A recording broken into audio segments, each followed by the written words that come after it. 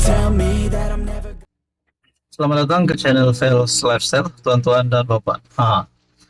Isu hangat ataupun satu cerita yang sudah pasti kita sudah dengar beberapa hari kebelakangan ini. Berkaitan dengan keputusan Speaker Johari Abdul yang tidak mengosongkan kerusi bekas ahli bersatu, yaitu 6 MP yang berpaling tadah ini. Menurut Johari, saya bukan postman, kata Johari Abdul. Sudah pasti banyak kecaman dan serangan yang diterima beliau, sehingga ada yang berkata beliau tidak layak untuk jadi speaker. Beliau juga perlu letak jawatan. Namun saudara-saudara, bukan itu saja, tempiasnya juga terkena kepada Anwar sebagai Perdana Menteri. Ada yang kata, apa dah jadi dengan kerajaan Madani?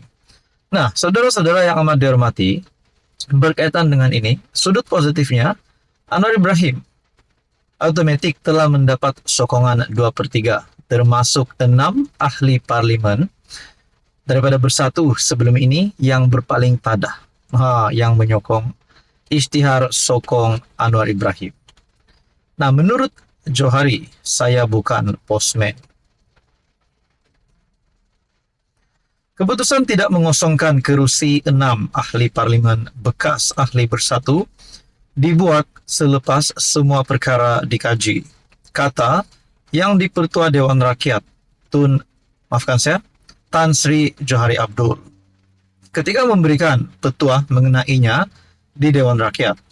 Beliau menegaskan untuk kekal dengan keputusan itu yang telah dimaklumkan melalui surat kepada Ketua Whip Bersatu yang juga ahli Parlimen Beluran Datuk Seri Ronald Kendi bertarik 9 Julai.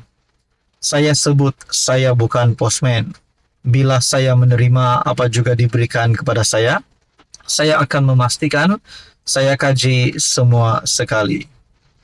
Saya baca kenyataan-kenyataan dalam pembinaan pindaan yang dibuat tentang perkara 49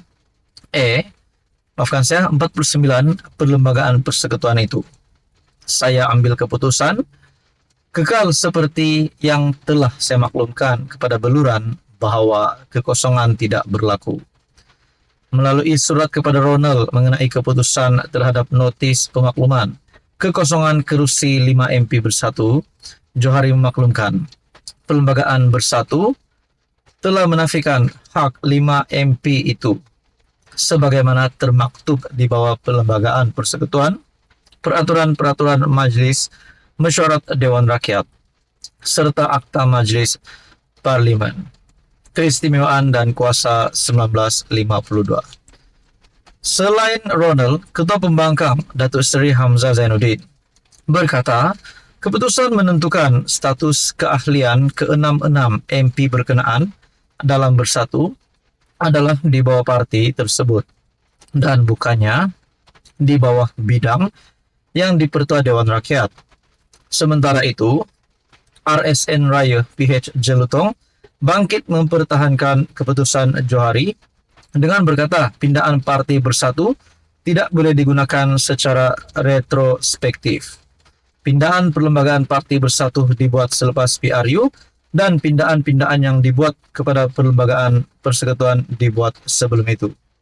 Pada hemat saya, perkara itu adalah sesuatu yang telah diputuskan, tidak boleh dicabar kerana speaker telah mengambil kira bahawa pindaan perlembagaan parti bersatu dibuat selepas PRU dan selepas ke-6 orang itu menyatakan sokongan kepada yang amat berhormat Tambun, yaitu Anwar.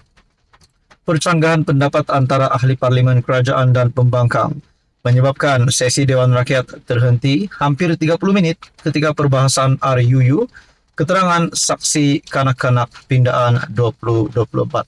Adakah perkara ini membawa kepada kemarahan Muhyiddin Yassin dan Ketua Pembangkang sehingga terjadi sesuatu di Dewan yang perkara yang tidak diingini?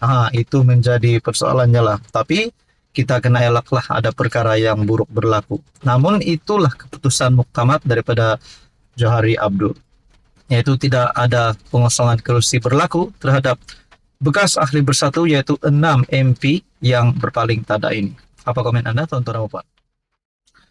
Salam sejahtera Malaysia, tuan-tuan dan puan yang amat dihormati. Masih lagi hangat tentang cerita ataupun keputusan daripada Speaker Dewan baru-baru ini yang bertindak untuk tidak mengosongkan kerusi Wakil Rakyat Bersatu sebelum ini yang telah berpaling tada. Nah, dan di dalam isu ini, antara beberapa perkara yang disentuh adalah berkaitan dengan akta anti lompat parti kononnya tidak lagi berguna. Kerana kita dapat lihat, wakil rakyat daripada Bersatu ataupun PN ini yang telah berpaling tada, mereka masih lagi sebagai ahli parlimen walaupun mereka telah melanggar peraturan dan undang-undang parti. Kerana mereka telah berpaling tada. Nah, apa komen pula daripada kepimpinan parti komponen dalam kerajaan, terutamanya UMNO? Ini satu kenyataan terkini Dr. Akmal Saleh, pemuda UMNO. Selamat jahanamkan negara, wahai katak politik. Ini satu kenyataan daripada Akmal Saleh yang pasti menggemparkan ramai. Akta anti lompat parti yang diluluskan di parlimen menjadi sia-sia selepas wakil rakyat yang berpaling tada. Tidak hilang kerusi, kata Ketua Pemuda UMNO, Dr. Muhammad Akmal Saleh. Mengurus keputusan Speaker Dewan Rakyat Johari Abdul yang tidak mengosongkan kerusi, bekas ahli parlimen Bersatu yang menyokong kerajaan. Secara sinis dia mengucapkan selamat menjahanamkan negara kepada katak-katak politik. Saudara-saudara, ramai yang tidak bersetuju yang mengecam tindakan Speaker Dewan. Walaupun itu adalah keputusan yang sudah diputuskan, yang sudah diambil. Bahkan Datuk Seri Anwar Ibrahim sendiri melalui kenyataan beliau setuju dengan keputusan Speaker. Persoalan yang timbul di sini adalah, adakah selepas ini beberapa MP daripada kerajaan juga akan selesa untuk menarik sokongan kerana mereka tahu jawatan mereka, kuasa mereka sebagai ahli parlimen tidak akan hilang seperti mana yang berlaku kepada 6 MP ini. Dan persoalan yang seterusnya, adakah UMNO sekiranya mereka tidak setuju, mereka akan satu persatu menarik sokongan terhadap Anwar Ibrahim? Itu menjadi persoalannya. Jadi saudara-saudara, berkaitan dengan isu ini, sudah pasti satu sahaja poin utamanya, yaitu kestabilan politik. Rakyat pun mahu kestabilan politik. Namun, perkara ini telah membawa kepada satu persoalan yang besar. Adakah bukan sahaja MP pembangkang yang akan berpaling tada selepas ini? Adakah MP kerajaan juga akan berpaling tada? Seperti yang dinyatakan oleh beberapa artikel berita berkaitan ini, bahwa keputusan Speaker makan diri. Nah, jadi saudara-saudara, apa komen Anda berkaitan dengan isu ini? Teruskan bersama di dalam channel ini.